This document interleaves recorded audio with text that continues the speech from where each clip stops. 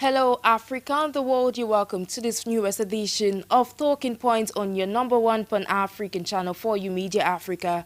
In recent times, insecurity seems to be on the rise, and this seems to be affecting the Africa's continent aspirations for Agenda 2063. These insecurity issues do raise a range from negrophobia, the violence threatening to destabilize national sovereignty, local insurgencies across the African continent, as well as similar issues. While the African Union's Agenda 2063 does not explicitly address the insecurity plaguing the African continent, they have become a core concern for or at governmental as well as regional levels. It's worth noting that amidst the various global challenges facing the African continent and the world at large amid a search for solutions, these aspirations of the Agenda 2063 is aimed at ensuring governance and accountability, as well as transparency is strengthened across the African continent, while ensuring that mechanisms are strengthened to maintain peace and security, hence ensuring a positive impact on the continent's development. How will a rise in insecurity affect the continent's Agenda 2063? I got that right. And definitely the development of the African continent. Join us as we unpack this in the course of today's edition. Ladies and gentlemen, this is Talking Points. Stay with us.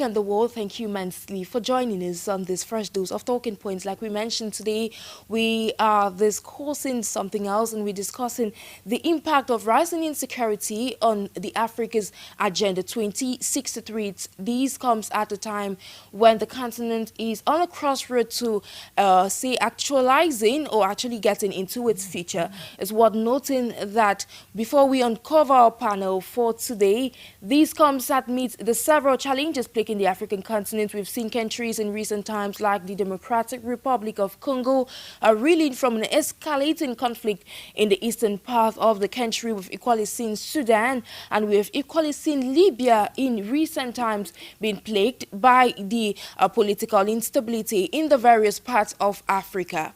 So first, to unveil our guest, we'll take you straight to the United States of America, where we have Dr. Eddie Eric, Programs Officer at the Solidarity Center Africa Department. Greetings to you, sir. Greetings, Sharon. Thank you, and I believe it's the first show of the year. Happy New Year to you, to all of the viewers, and also greetings to our sister who is joining us for this show. Thank you immensely for honoring our invitation. We call it say welcome to you, KAAH JOKEM, the Country Director for the International Human Rights Commission and Relief Fund Trust in Cameroon. Greetings to you. You're welcome. Thank you so much, my friend NABESEH. Thank you so much for the New Year invite to share with you, to share with Africa, and to share with the world my opinion on salient issues concerning our continent. Greetings to Mr. Eddie, to Cameroonians watching us home and abroad. We should note that you are equally a conflict resolution expert. So without further ado, we'll dive right into discussions in a bit to comprehend today's topic of discussion. So I'll start right away with you, Dr. Eddie. We've seen Africa in this new era trying to change things and, of course, reshape its own future. Now, what is your analysis of this rise in insecurity across the African continent? Thank you, Sharon. First thing to say is that it is very unfortunate that after the great movement of the early 1990s, during which many numerous Africans all over the continent, were pushed for more freedom, a change of paradigm. we are witnessing, a rise of insecurity from all kinds of ends. As we talked about this level of insecurity in the continent in Africa today, we should not just look at what is unfortunately happening in the Sudan, as you mentioned earlier, in Libya, in the Sahel countries that are, dissolving with these terrorist attack that we see. But we should also look at what is going on, within countries. For instance, today, we talk about, food insecurity. Not more than 3 days ago or a week ago, you have a woman in one of the states in Nigeria that took to the state's government to protest the rising cost of life and the wide-spreading nature of hunger.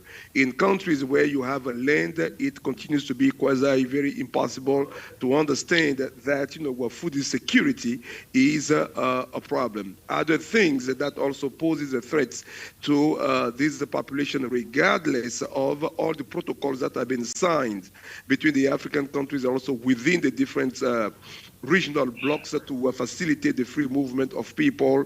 We continuously see people being subjected to harassment by their own government, by their own, police forces, by their own military. So I believe that, we're looking at this question of insecurity from a very widespread, perspective.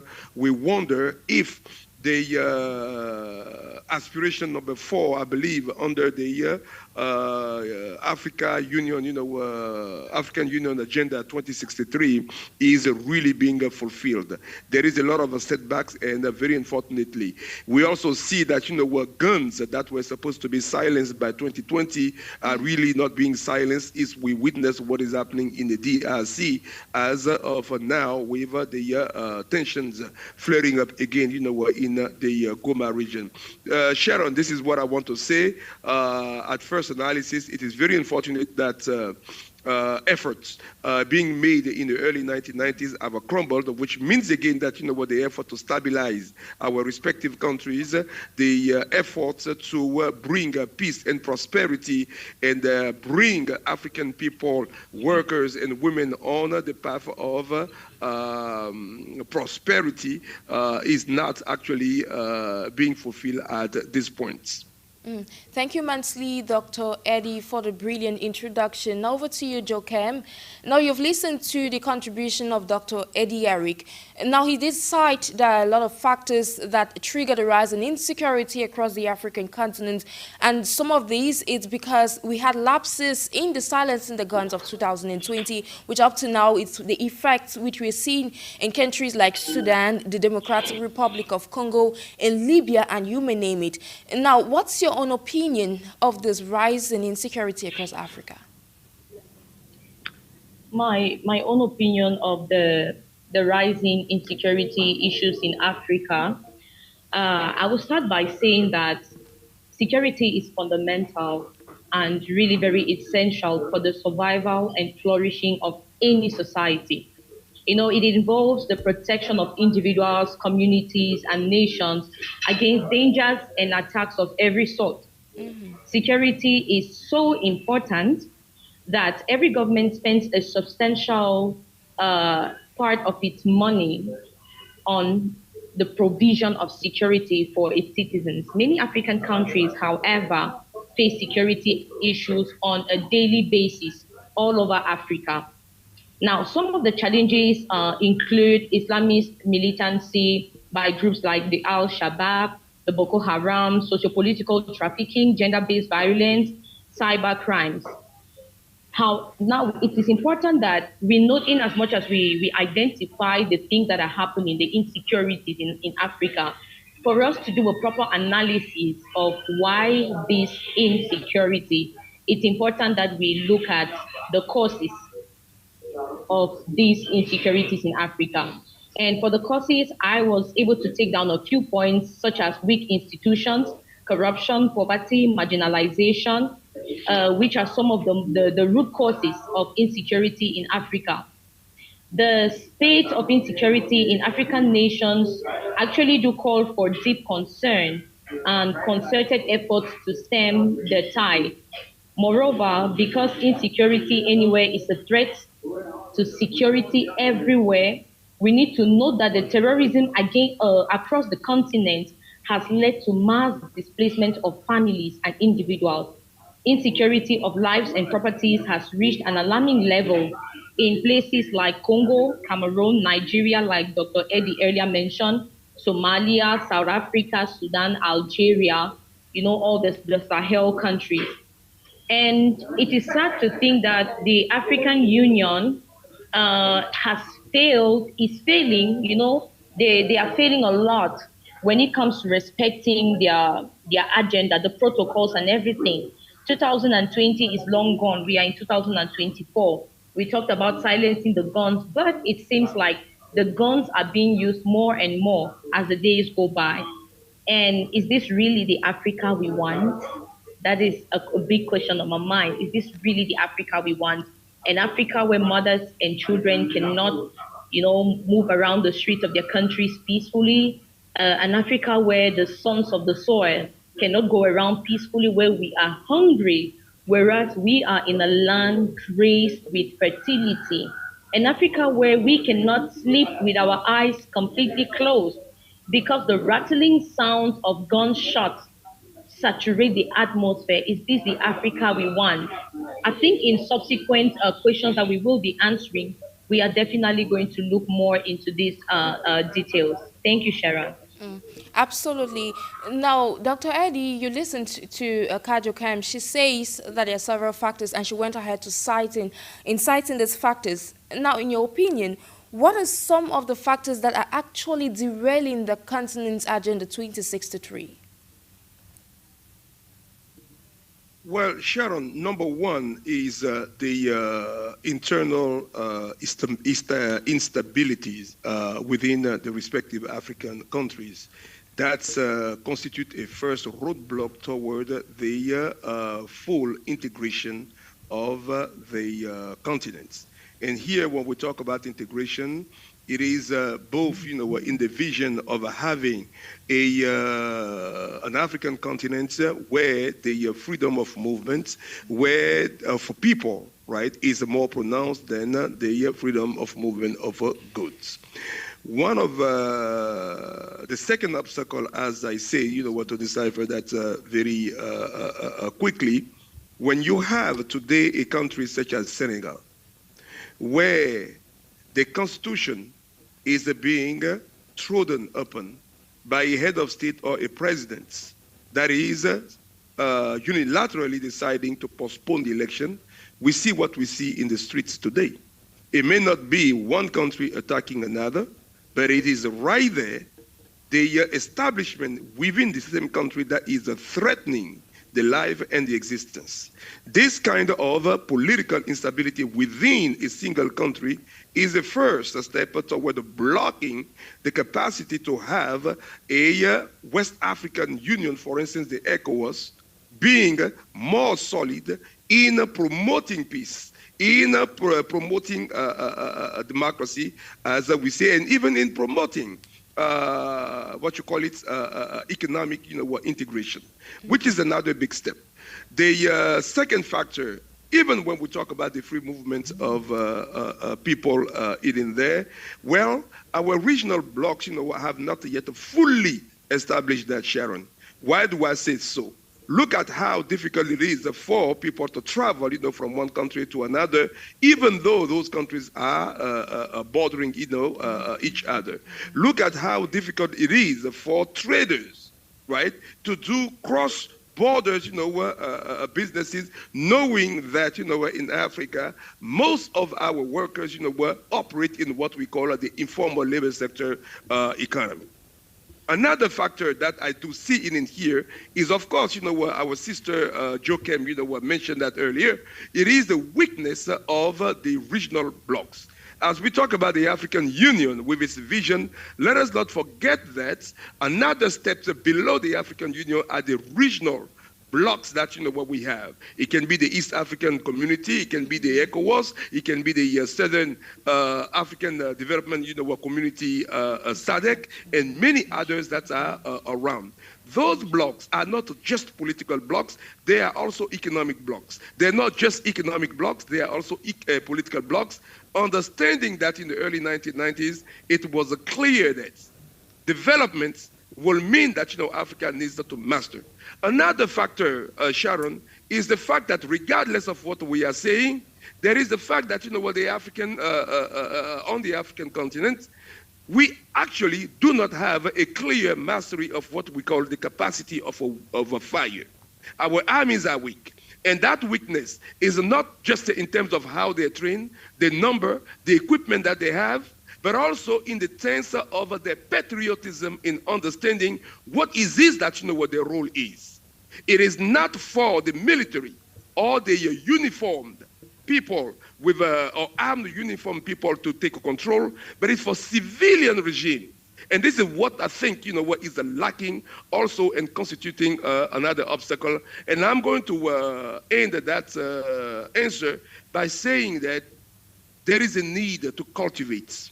And it is clearly laid out in the Africa Vision document for 2063 to develop this sense of patriotism, this sense of a peaceful, a culture of a peace at all levels within our countries. I believe that, these are some of the things that I do observe right now. The influence of external powers as we look at the geopolitical shift that, we are witnessing in the world today can also constitute a factor. Right? When you see Africa becoming more and more, again, a battlefield for all these major Western powers. It can be North America, it can be the Western European countries. And of course, what their presence in there is not just with economic weapons, but it's also with a hard power, which is includes, unfortunately, weapons. We need to also understand the massive circulation of small and light weapons. In the early 1990s in West Africa, especially, when you look at what happened in Sierra Leone, what happened in Liberia, and later on in countries such as Cote d'Ivoire, one of the factors that was mentioned in there as well was the fact that the African countries were not capable of controlling the massive flow of small and light weapons in their countries, and West Africa became a biggest hub of that, and I will yield on that one. Thank you. Thank you immensely, Dr. Eddie. Is what noting you've cited a lot of strong points with relation. I recall very well that in the latest document, 2015, the AU did set out its vision in line with that of the Agenda 2063, that it is there to maintain peace and security across the African continent. But we begin to ask ourselves the question, up to 2024, what has been done? And that leads me to my next question to you, JOKEM. And what is the role of governance in ensuring that governments are able to curb insecurity and foster development? Now, Sharon, thank you once more for giving me the floor. Government plays a very crucial role when it comes to running the matters, the affairs of a state. If we are talking about Africa today, we are logically talking about a conglomerate. We are talking about a merge of different governments, different states, to talk about the continent. Now, as Africa emerges and rises and begins to forge for more positive outlooks ahead, scholars, business executives, community leaders, policymakers are increasingly calling for concerted efforts to rethink for the future and come up with big ideas for the 21st century. That is a fact. Recognizing this, in 2013, African heads of state and governments launched the African Union Agenda 2063, like you had earlier on mentioned. This agenda is an ambitious vision. It's really an ambitious vision and an action plan intended to drive Africa's change, development, and transformation for the next 50 years. That is quite ambitious because time is going and we hardly been able to record what governments are doing, to implement this vision of the African Union, which they sat together and put up. Agenda 2063 was built on existing African frameworks, programs, declarations, and consultations of all stakeholders.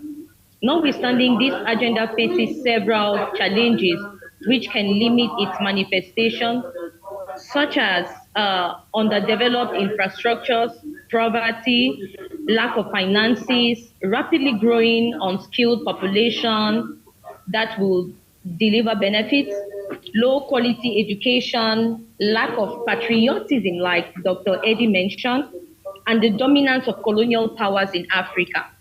Now, the thing is, the AU works as a government over government. What I mean is, as I earlier on said, the AU is a merge of different governments, different heads of countries to run the affairs of Africa as a continent. But the AU has failed to look into the autocratic, oppressive, monarchical nature of government of these countries that make up the Africa we are fighting to make ideal. AU vision is there to maintain peace, yes, but is there even a peace to maintain? Where is the peace? We cannot talk about the Africa we want when it seems very much like we don't even know what we want.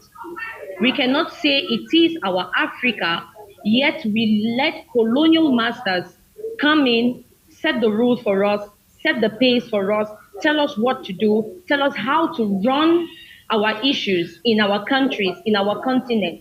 We are not yet ready to have our own Africa. Governments in Africa are failing because heads of state are still serving as stooges, where colonial masters use them to run their businesses in countries. They serve as stooges, where colonial masters use them to do international competitions for minerals, for wealth, to mine out the riches of Africa. And our heads of state are just there, our governments are just there to serve colonial masters. In my very personal opinion, I always want to say we are very much still colonized. They've used grammar, language, and tried to change it to neo-colonialism. But we shouldn't even be talking about neo-colonialism. We want our Africa, we should work for our Africa. These are the limitations of the government. These are the limitations of the AU. Africans do not even feel the joy of being Africans. We have been groomed to think that there is a better life out of Africa. You can only have green pasture in another continent, which is not Africa. We have been groomed to think that development is not our thing. We only experience development out there. We have been groomed to think that the luxury of living a comfortable life, a peaceful and quiet life, is not possible in Africa. It is only possible out there. But these people come in here, they deprive us of our peace, they deprive us of our wealth, they deprive us of our quiet, and yet we sit and we talk about an agenda. Our governments are failing woefully. Education in the 21st century in Africa is deplorable. And even when we manage to make out the best from our schools, from our universities, they are all shipped to all these other continents and we remain in the dark. Well, Sharon, I think if I have to continue on this particular question, I would go so personal with countries like Cameroon, Nigeria, Congo, many other of these countries. And I will definitely put the fault on the AU, who is supposed to have put in place necessary measures to check the correct, the appropriate functioning of government that run these countries that are supposed to make the Africa that we want. Definitely, everybody has a role to play when it comes to shaping or making the Africa which we want. Now, Dr. Eddie, you've listened to your co-panelists. What other inputs would you have to share when you look at the African continents of nowadays? What is in present day now on the continent? You see a continent still trying to reel, although reeling from all the security crisis across the continent, is still trying to say boost its economic sectors in a bid for it to thrive. And now, in your opinion, what needs to be done for Africa amidst the security crisis to be able to achieve economic growth and development? Well, if we all agree that there cannot be any prosperity in instability, the cases of the Congo is a clear example. The cases of the Sahel countries remain clear examples. In there, it is, of course, obvious that governance in there, how those countries are ruled, become very important in here. We do observe a lot of gaps. As we talked about insecurity and matching that with economic development and prosperity, Sharon, let us understand that by 2022, for instance, over 1.5 million people were displaced in Burkina Faso because of the insurgencies that we see and the question of terrorism. Displacing people, displacing workers, as I said, many of them being in the informal labor sector, means that the country, our countries, the Sahel countries that already were facing some sorts of countries that were not autonomous when it comes to food and relying on exterior markets. It means that where farmers will not go to the farm. It means that teachers in those remote areas where they have to be displaced will not longer be teaching. The workforce, therefore, is being displaced. There are services that are no longer available for population in those areas. At the same time, you also have a flow or a migration, displacement of people from the areas of living onto other sectors. All of those things, are fueling also internal conflict, internal insecurity, internal problems within maybe the host county compared to the counties where people are coming from. Let us also not forget, when you take the case of Nigeria, for instance, the northern part, efforts have been made to reduce the tension between the farmers and the herders, for instance. Right? It has been a looming problem years after years after years, regardless of the efforts that the Nigerian government, both at the federal level and at the state level, put in place to resolve those tensions and making sure that there is a peaceful collaboration between these different factions. Thank you, Monsieur. With those examples, and I'm landing on that, with those examples, sir, you understand that, in terms of governance, within those respective countries, we're finding and putting in place and implementing, enforcing a mechanism of a conflict resolutions, will become a key in there. Again, without these pockets of stability, the economy cannot thrive. Farmers cannot go to their farms. Farmers cannot produce, with the food that is needed for people to be self-sufficient when it comes to food and continuation to rely on the outside market. With all of those things that you also see, I talk about displacement, but there is also migration. Sharon, when you look at the flow of young people today who are crossing, here in the United States, we talk about the crisis at the southern border. But we recently find out that, we are not just talking about Latin American, citizens who are coming up to the border.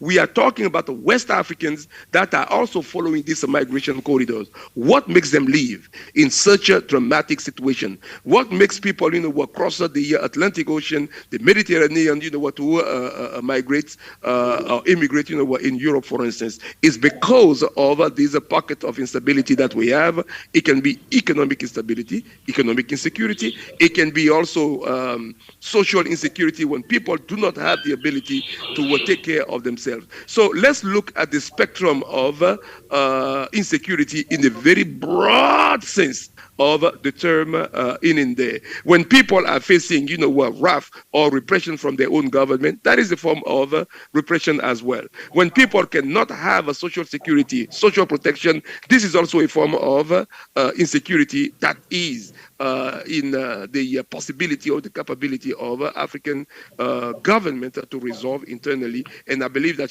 these are the elements upon which a good economic growth can rest. To Eddie, now, JOKEM, we see that policies are what govern every nation. But like you all have mentioned in the course of this program, these conflicts that are happening across the African continent are not what the governments of the respective nations were able to predict.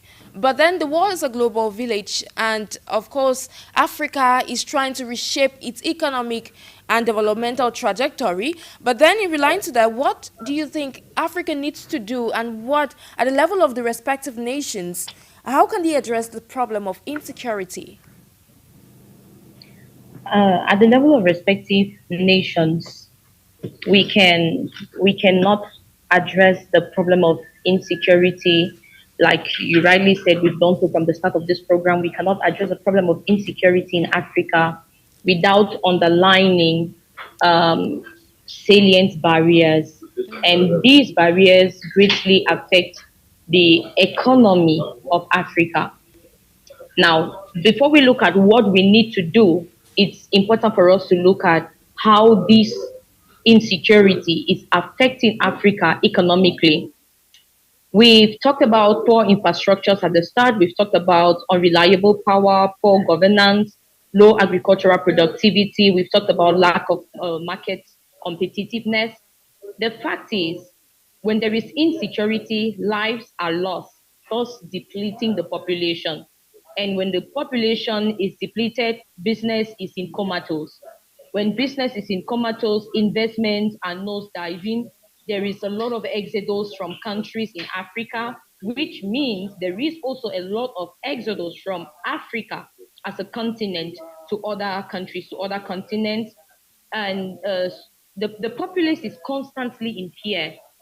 You cannot start a business, you cannot put up an initiative, you cannot freely go to school. There is almost nothing that we do without this constant fear in us as Africans. And this is a serious limitation to the economic evolution of Africa. This poses a threat to the governance and the economic growth of the continent.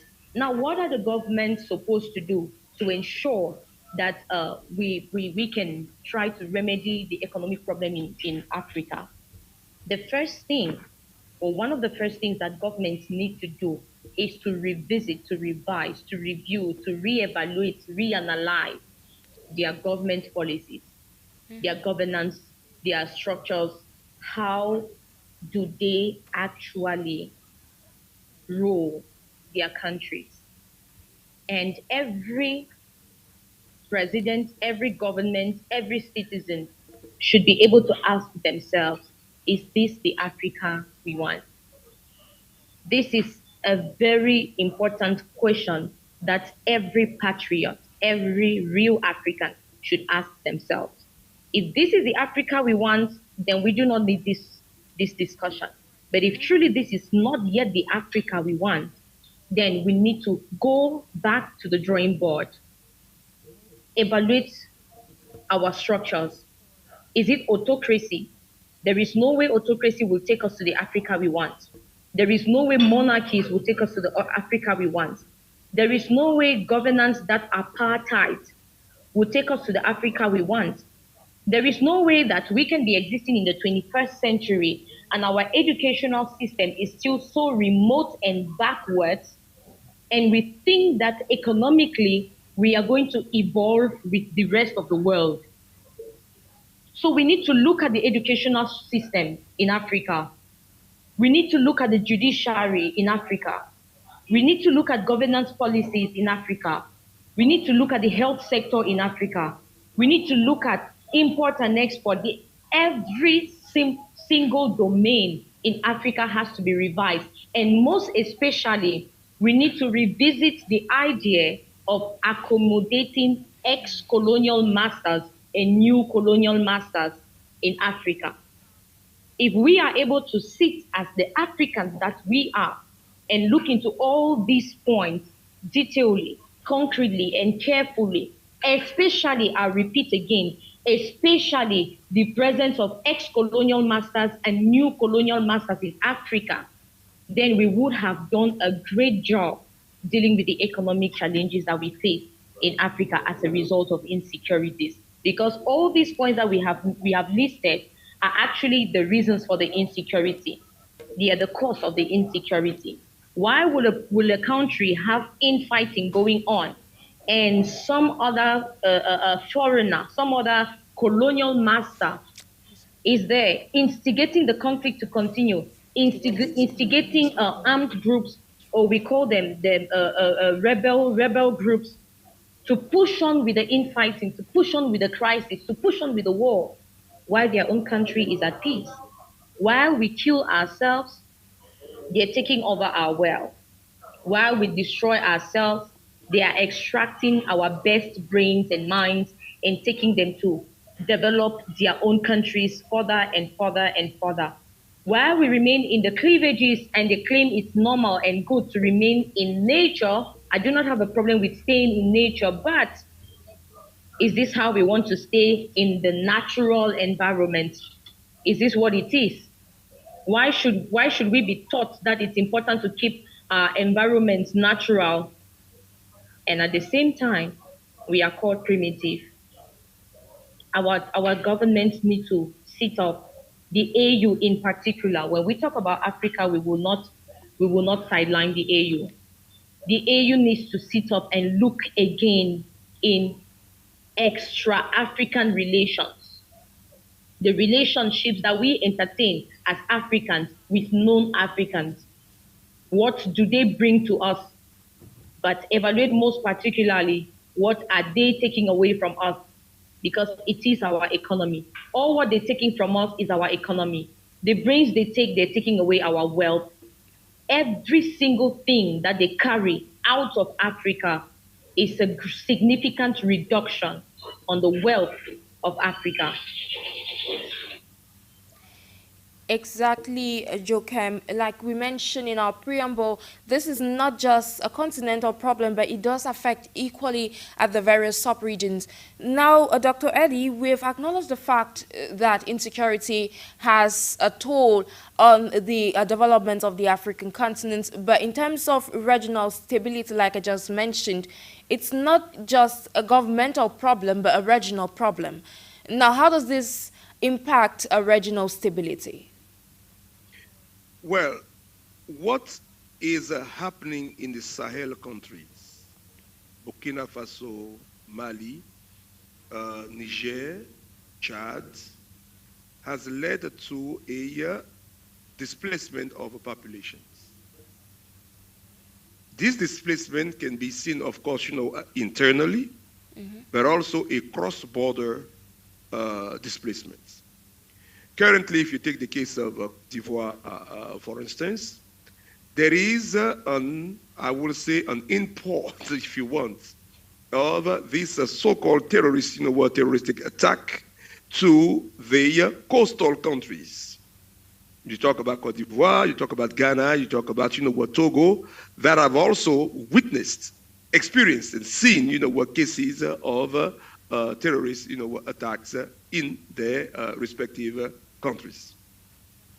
But populations that are crossing borders become a burden for the host countries. These are new people that need to be taken care of, which of course puts additional pressure on the social protection networks that either exist or are insufficient or clearly do not exist at all. So regionally, it becomes a problem.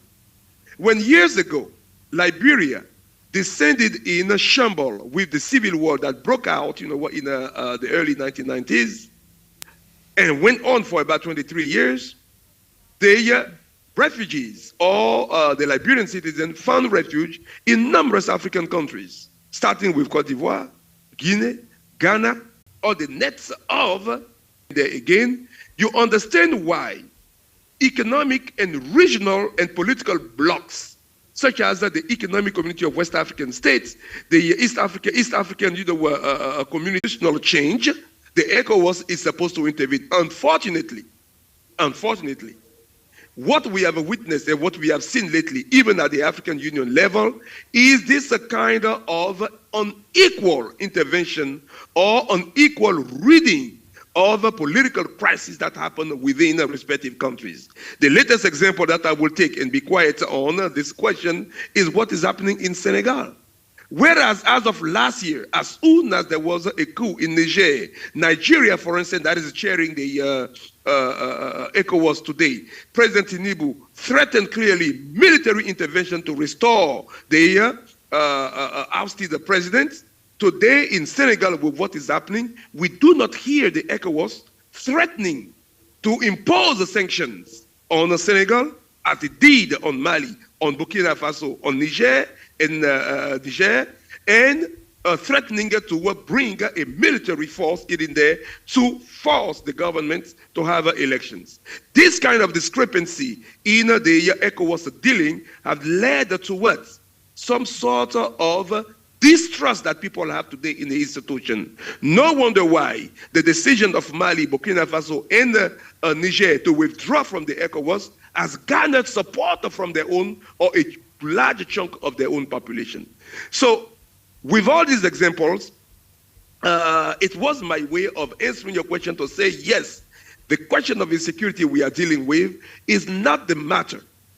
Governments have a role to play, but also, if we talk about African integration, because of the interpenetration that what we are seeing within our countries, because of the porous borders that we have, because of the weakness of the armed forces in the respective African countries, there is no other way to go but to form those regional blocks and then resolve those conflicts, as regional blocks as well as the continent as well. And I think that's the way to go. So this insecurity is not just a country to country or a country per country issue. It is also a regional question that forces those regional blocks again to have a say and to revamp the mechanisms of intervention, making sure that there is not inequality in how they intervene, but there is a solid respect and implementation of the different protocols and mechanisms that what they put in place themselves. And that is definitely a call for concern to all African leaders on how to address the issue of insecurity on the African continent. As we gradually come into the end of today's edition, I'll channel this next question to you, JOKEM. Now, do you see Africa, because we're over 10 years since the implementation or say the announcement of the Agenda 2063 by the African Union, do you see Africa achieving the goals and objectives of Agenda 2063 when the time comes? Looking at the pace at which Africa is going right now, Sharon, it is sad but right to say that it's not possible. The 2063 agenda seems like an overly ambitious one, a very unrealistic one, because African leaders themselves are making sure that they do not do what is necessary to realize this ambition, to realize this vision that they sat together and announced to us as Africans. This agenda we are talking about, the Agenda 2063, is the agenda for the ideal Africa. But again, like I said earlier on, we cannot get the ideal Africa by just talking about it. We will never ever get the ideal Africa by not looking at the peace blocks that we put in place.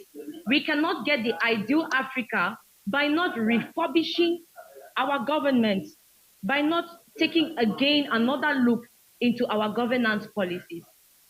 And I am really, really disgruntled every time I think about this, but I would like to share with you all my thoughts, which is that other countries, European countries, the Americas, all these countries that see themselves as really better off than Africa is, are only making use of Africa as a footstool. And they are making sure that we do not achieve the Agenda 2063. It is a sad reality that we all need to realize. It is a sad reality that our heads of state need to identify. You know, there are still lots of decisions that presidents, that governments, that heads of states make in Africa, which is not what they would have wanted for their nations. But because, like I said earlier on, they are only serving as stooges. They are only being manipulated. And for as long as the sun shines, we will talk about another agenda when 2063 would have expired. And we will talk again yet about another agenda, and again another agenda. And nothing will come to the limelight because the necessary measures are not being taken. And they are really easy measures.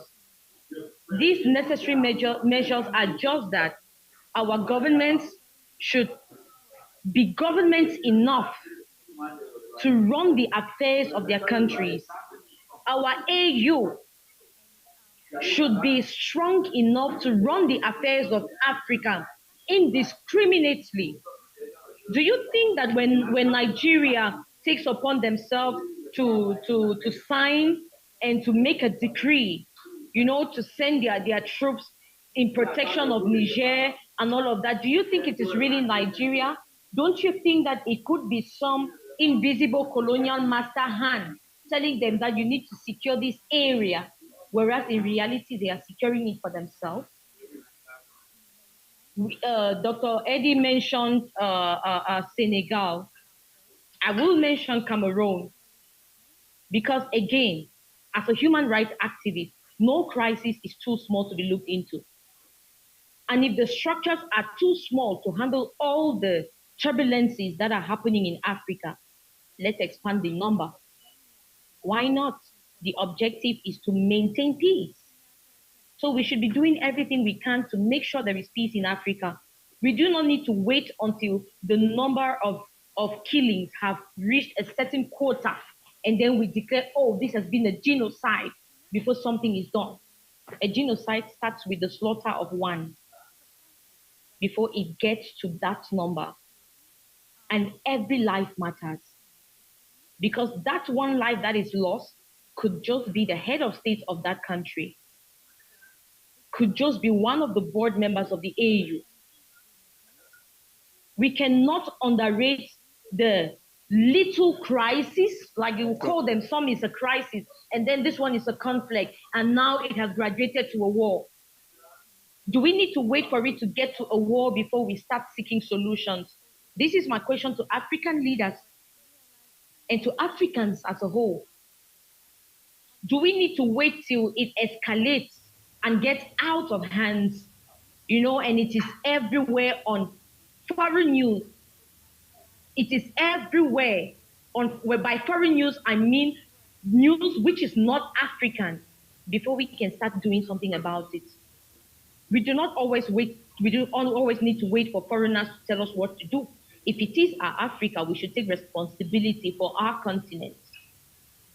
And one thing I know about Africans is that we respect our African blood.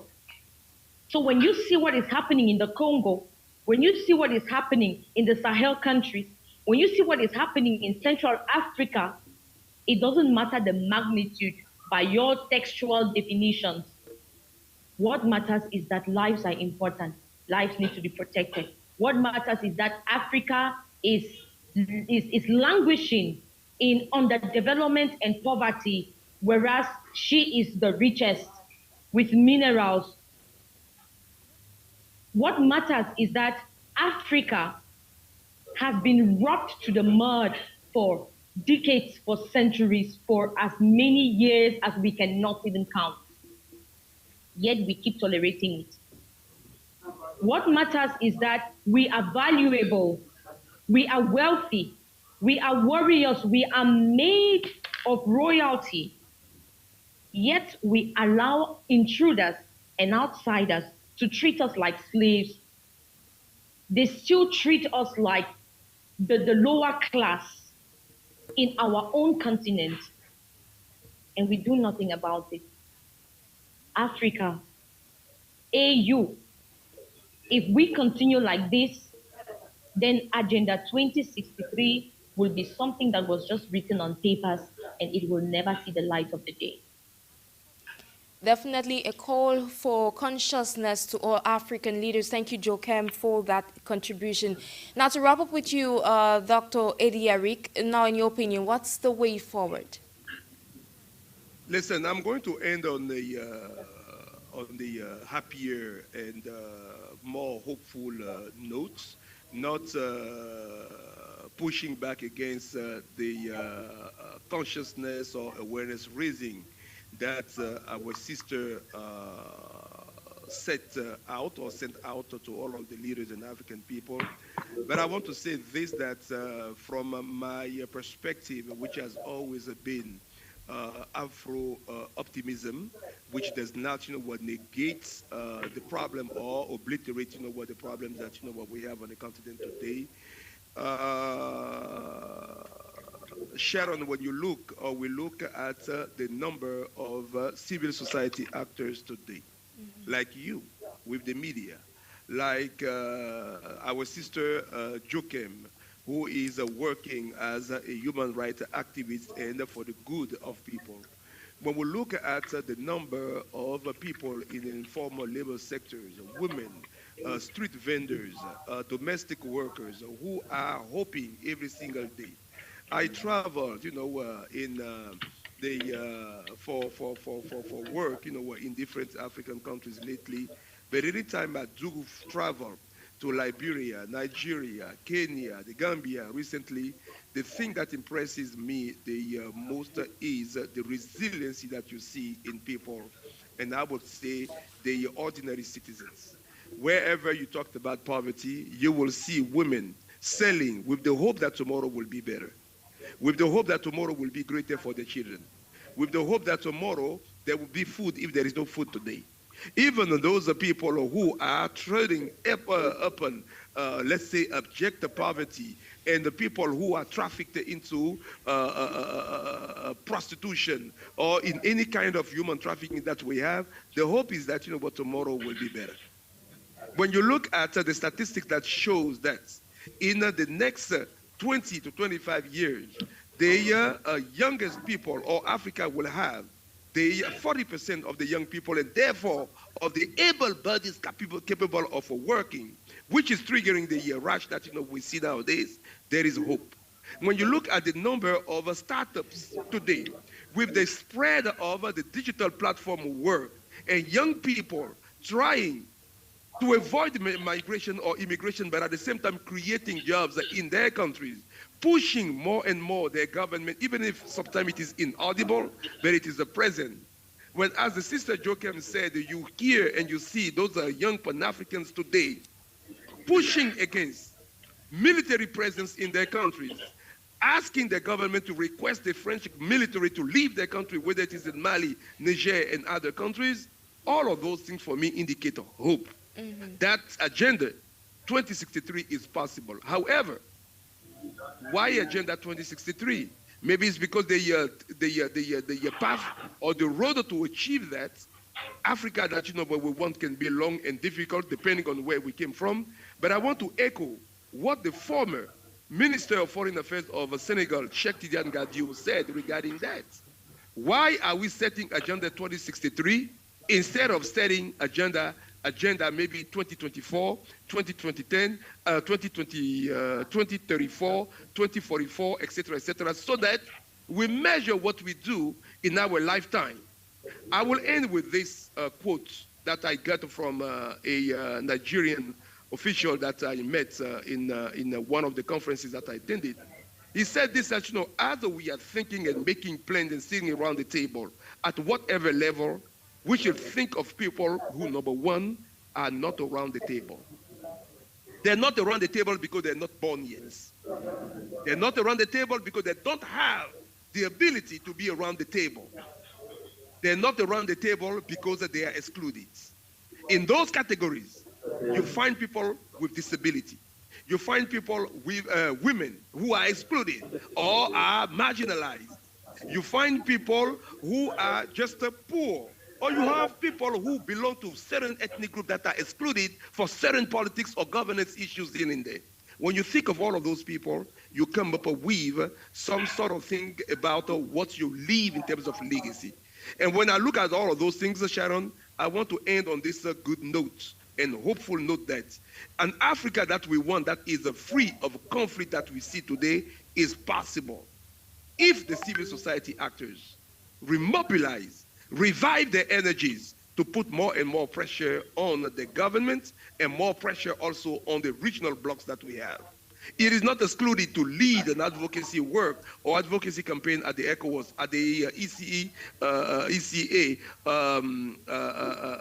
the SADC and all that. It is not impossible for civil society organizations, labor union, workers union to put a pressure on the government because workers cannot work in instability. So that's my good note to end this show. I want to thank you for inviting us, but I am hopeful that one day we will leave, or we will leave some, we will leave LIVE or leave LEAVE, a place for our children to live in a more peaceful African continent where prosperity will be much more effective. We stay hopeful that Africa is actually going to achieve its goals for a prosperous continent. Thank you immensely, Dr. Eddie Eric, for your contribution. I was going to say thank you, KAAH JOKEM, for your contribution on today's edition of Talking Point. Ladies and gentlemen, it's on that note that we draw down the curtains of today's edition of Talking Point. Of course, we stay hopeful while hoping that the African continent shall be able to achieve its Agenda 2063 in some 40 years from now. But all the same, we'll say thank you for watching, thank you for listening, and of course, stay glued to the programs on 4U Media Africa.